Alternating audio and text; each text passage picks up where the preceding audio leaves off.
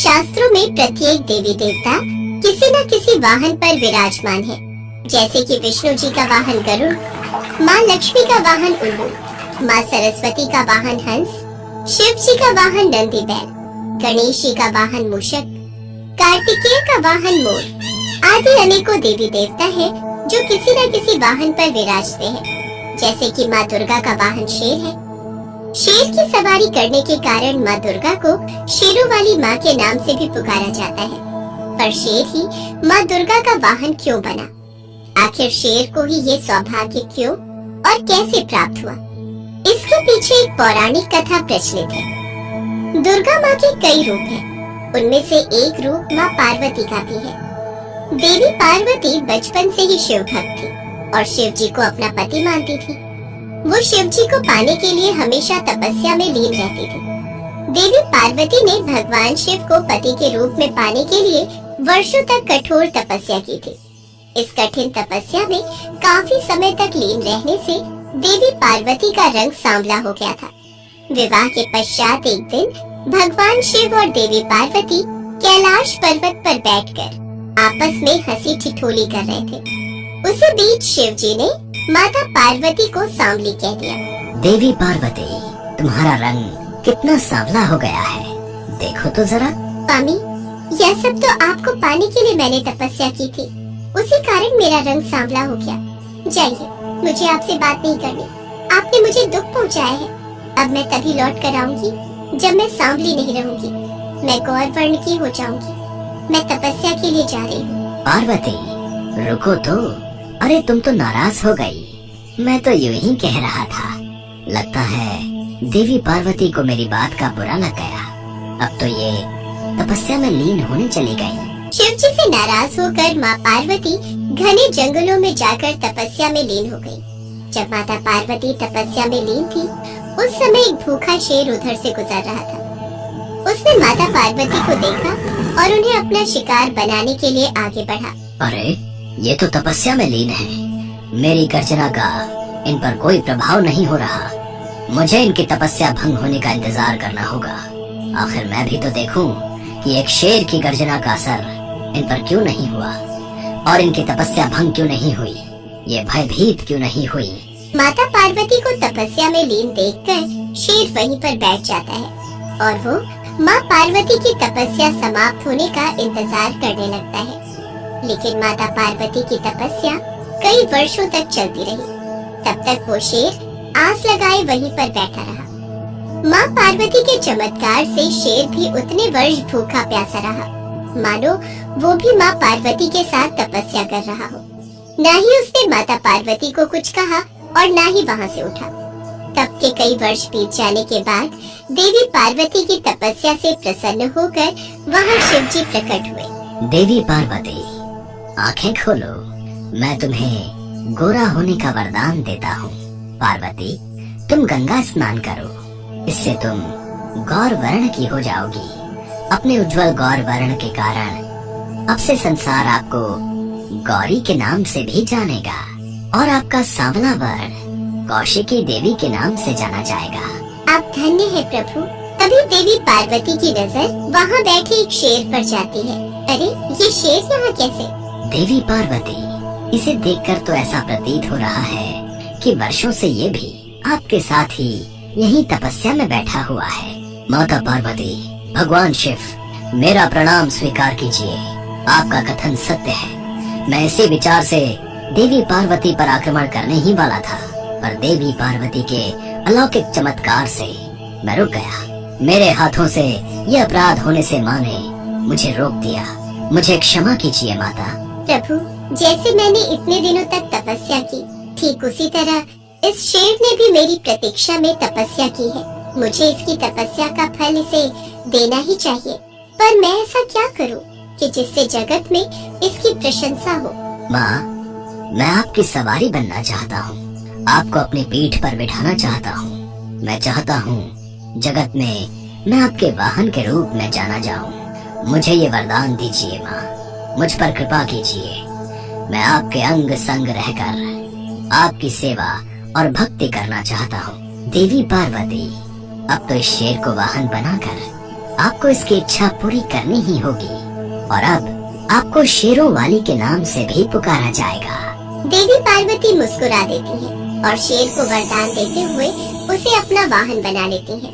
शेर पर सवारी करने के लिए माँ दुर्गा के रूप में माँ पार्वती शेर पर सवार होती है। तभी स्वर्ग में उपस्थित सभी देवी देवता उन पर फूलों की वर्षा करने लगते हैं। गंगा में स्नान करके माँ पार्वती माँ गौरी के रूप में जाने जाने लगी। उनका श्याम वर्ण कौशिकी देवी के नाम से प्रसिद्ध हुआ और शेर की सवारी करने वाली माँ दुर्गा के रूप में पूरा संसार उन्हें शेरोवाली के नाम से पुकारने लगा और तभी से शेर माँ दुर्गा का वाहन बन गया।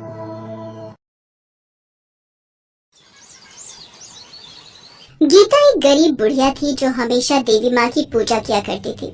गीता के बेटा बहू एक एक्सीडेंट में चल बसे। फिर उसकी पोती उसके पास ही रहने लगी। अब उसकी पोती भी बड़ी हो चुकी थी। गीता अपनी पोती की शादी करना चाहती थी तो वो देवी माँ से कहती है, हे देवी माँ, मेरी पोती अब बड़ी हो गई है। मैं चाहती हूँ इसके योग्य वर मिले। मैं इसके हाथ पीले कर दूंगी और मैं अपने फर्ज से मुक्त हो जाऊंगी। हे माँ, मेरी बेटी की शादी जल्दी ही हो गई तो मैं नवरात्र के सारे व्रत रखूंगी। गीता ऐसा बोलकर माता के चरणों में प्रणाम करती है और उठकर चली जाती है। तभी उसकी पोती उससे कहती है, दादी माँ, आप देवी माँ की इतनी भक्ति करती हो, क्या देवी माँ आपकी विनती सुनती है? क्या एक बार में ही लोगों की बात सुनती है क्या? हाँ बेटा, देवी माँ सबकी विनती सुनती है, वो मेरी भी जरूर सुनेगी। और बेटा, तुम्हें भी देवी माँ की पूजा करनी चाहिए और उनसे आशीर्वाद लेना चाहिए। दादी माँ, मैं तो नहीं जानती कि देवी माँ सबकी सुनती है या नहीं, पर अगर आपका उन पर इतना अटूट विश्वास है तो मैं भी उनकी पूजा जरूर करूँगी। बहुत अच्छे मेरे बच्चे, तो अब देखना देवी माँ तुम्हारे जीवन को कितना सुंदर बना देंगी और जल्द ही एक योग्य वर से तुम्हारी शादी करवा देंगी। ऐसा कहकर गीता सो जाती है। तभी रात में उसे यमदूत जी दिखाई देते हैं और गीता से बोलते हैं, गीता, चलो मेरे साथ, हम तुम्हें लेने आए हैं। आप कौन हैं? मुझे अपने साथ क्यों लेकर जाना चाहते हो? हम यमदूत हैं और हमें यमराज जी ने तुम्हारे प्राण लेने के लिए भेजा है। अब तुम्हारा समय पूरा हो चुका है, इसलिए हम तुम्हें लेने आए हैं। यमदूत जी, ऐसा न कहें, मेरी पोती विवाह योग्य है और उसका इस दुनिया में मेरे अलावा कोई नहीं है। अगर आप मुझे अभी लेकर चले गए तो मेरी पोती की शादी कैसे होगी? मैं चाहती हूँ मेरी पोती की शादी मेरी आंखों के सामने हो जाए, जिससे उसे बाद में कोई परेशानी ना हो। हम यमदूत हैं और हमारे महाराज यमराज जी का आदेश है कि तुम्हारे प्राणों को हर लिया जाए और तुम्हें हमारे साथ चलना ही होगा। हम कुछ नहीं सुनना चाहते। वैसे भी यमराज जी के फैसले के विरुद्ध हम नहीं जा सकते। मैं तुम्हारे साथ अभी नहीं जा सकती, मुझे मेरे फर्ज पूरे करने हैं। तुम्हें मेरे साथ चलना ही होगा, या तो प्यार से, अन्यथा जबरदस्ती। नहीं नहीं, महाकाली, मेरी रक्षा करो। आप तो जानती हो मेरी पोती का मेरे अलावा कोई नहीं है। मुझे मौत से डर नहीं लगता, लेकिन मेरे मरने के बाद मेरी पोती का क्या होगा? हे देवी माँ, मेरी रक्षा करो। गीता, हमारी बात मान लो, हम कल के दूत हैं, तुम्हें हमारे साथ चलना होगा। अगर तुम काल के दूत हो तो मैं भी महाकाली की पुजारन हूँ, जो काल से भी बड़ी है, और तुम देख लेना, वो मेरी रक्षा अवश्य करेंगी। ठीक है, अगर तुम चाहती हो तो हम तुम्हारे साथ जबरदस्ती करें तो ये भी सही है, पर हम अपने प्रभु का कहना अवश्य ही मानेंगे। फिर यमदूत बुढ़िया को छूते हैं। उन्हें एक जोर का झटका लगता है। अरे, ये कैसा झटका था? आज तक हमने इतने लोगों के प्राण हरे हैं, लेकिन कभी ऐसा नहीं हुआ। आखिर ये सब कैसे हो रहा है? तभी महाकाली की आवाज यमदूत के कानों में पड़ती है। यमदूत, मैं तुम्हें आदेश देती हूँ कि तुम अभी गीता के प्राणों को नहीं हरोगे। जब मेरा आदेश होगा तब तुम गीता के प्राणों को ले जाना, पर तब तक तुम इसको कोई नुकसान नहीं पहुँचाओगे। तुम कौन हो जो हमें ऐसे आदेश दे रही हो? हम सिर्फ अपने प्रभु यमराज का आदेश मानते हैं, उनके अलावा किसी का नहीं मानते। मैं ही दुर्गा हूँ, मैं ही काली, मैं ही महाकाली हूँ। मैं महाकाल से परे हूँ, मैं ही सर्वप्रथम शक्तिशाली हूँ। ये सुनकर यमदूत समझ जाते हैं और वो हाथ जोड़कर बोलते हैं, मुझे क्षमा करें माता, मैं आपको पहचान नहीं पाया। जय महाकाली, इतना कहकर यमदूत वहाँ से यमराज जी के पास चले जाते हैं। यमदूत, मैंने तुमसे कहा था कि उस बुढ़िया के प्राण लेकर आ जाना, पर तुम तो खाली हाथ ही आ गए। अब तुम अपने प्रभु का आदेश नहीं मानते, तुम उसके प्राण क्यों नहीं लेकर आए? हम गए थे महाराज, पर महाकाली का आदेश था जब तक उस बुढ़िया के प्राणों को न हरे जाए, जब तक महाकाली आदेश न करे। ऐसा कैसे हो सकता है? कोई भी देवी देवता मेरे कार्य के विरुद्ध नहीं जाते, न ही कोई बाधा डालते हैं। तो फिर इस बार महाकाली ऐसा क्यों कर रही है यमदूत? पता नहीं महाराज, लेकिन हम महाकाली के आदेश के विरुद्ध नहीं जा सकते, इसलिए हम वापस आ गए हैं। ठीक है, हम स्वयं ही उस बुढ़िया के प्राण लेने जाते हैं, देखते हैं महाकाली हमें कैसे रोकती है। फिर यमराज बुढ़िया के घर पहुंच जाते हैं और उसके प्राणों को हरने की कोशिश करते हैं, लेकिन जैसे ही वो बुढ़िया के शरीर को छूते हैं तो यमराज के शरीर में कंपन आ जाती है, जिस कारण यमराज क्रोधित होकर कहते हैं, किस शक्ति का इतना साहस है जो मुझे इसके प्राण लेने से रोक रहा है? सामने आओ, जो भी मेरे कार्य में बाधा बन रहा है अंजाम सही नहीं होगा। हे यमदेव, आप भूल रहे हो कि मैंने आपके यमदूत को कहा था जब तक मेरा आदेश न हो आप इस बुढ़िया के प्राण नहीं हरोगे। पर महाकाली, ये होनी है, ये तो होकर ही रहेगी, इसे तो कोई नहीं टाल सकता। इसे ना तो आप टाल सकती हैं, ना तो मैं, यही विधि का विधान है। फिर यमराज बुढ़िया के दोबारा प्राण छीनने की कोशिश करते हैं तो महाकाली गुस्से में आ जाती है और यमराज जी के शरीर को बहुत छोटा बना देती है। ये देखकर यमराज जी बहुत घबरा जाते हैं और गायब होकर ब्रह्मदेव के पास पहुंचते हैं और बीती हुई घटना ब्रह्मदेव को बताते हैं। आप जानते हैं माँ दुर्गा समस्त शक्ति है और समस्त शक्ति की संरचना भी वही है। अगर आपको पहले की तरह होना है और महाकाली के इस बंधन से मुक्ति पानी है तो आपको माँ दुर्गा का ध्यान करना होगा, वही आपको इससे मुक्ति करा सकती है। ठीक है ब्रह्मा जी, आप जैसा कहेंगे हम वैसा ही करेंगे। हम दुर्गा माता का ध्यान करेंगे और उनको प्रसन्न करेंगे। यमराज जी, कल से नवरात्रि शुरू होने वाले हैं। देवी माँ को खुश करने के लिए ये 9 दिन बहुत महत्वपूर्ण है। आप माँ दुर्गा का 9 रूपों की आराधना करो, माँ आपके कष्टों का निवारण अवश्य करेंगी। फिर यमराज जी माँ दुर्गा के नवरात्रों को रखना शुरू करते हैं। उधर गीता भी सुबह उठती है और बोलती है, क्या सच में कल रात यमदूत मेरे प्राणों को लेने आए थे? पर अगर वो सच में थे तो बिना मेरे प्राण लिए वापस कैसे चले गए? जो भी हो, ये सब मेरी महाकाली का चमत्कार है।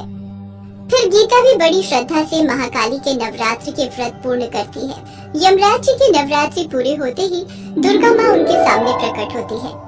यमराज जी, मैं तुम्हारी आराधना से प्रसन्न हूँ, बताओ तुम्हें क्या वरदान चाहिए? माँ, मुझे मेरा पहले जैसा ही शरीर चाहिए। मैंने अज्ञानता में गलती कर दी, मुझे क्षमा कर दे माँ महाकाली। मैं महाकाली की शक्ति को पहचान नहीं पाया, हे माँ मुझे क्षमा करें।